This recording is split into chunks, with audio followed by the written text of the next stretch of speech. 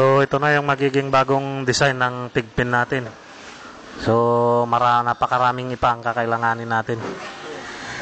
Katulad nito, nasa 80 sako ang karga nitong isang pigpin.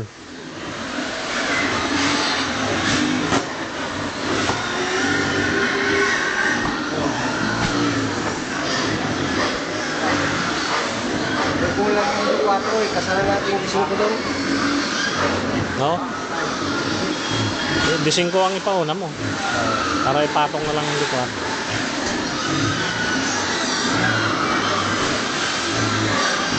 Kahit di naman na mapalitadahan dahil taas naman. Yung kapal. Mapalitaan natin yung mga ganito.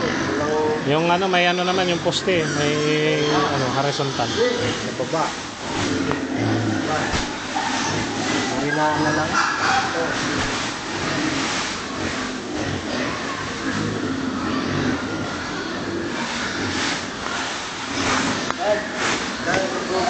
Sige, lagyan nyo.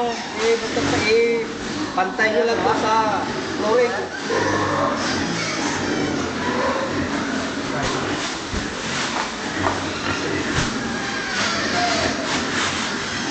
Ito lang ang lalabas pati ito, takpan nyo.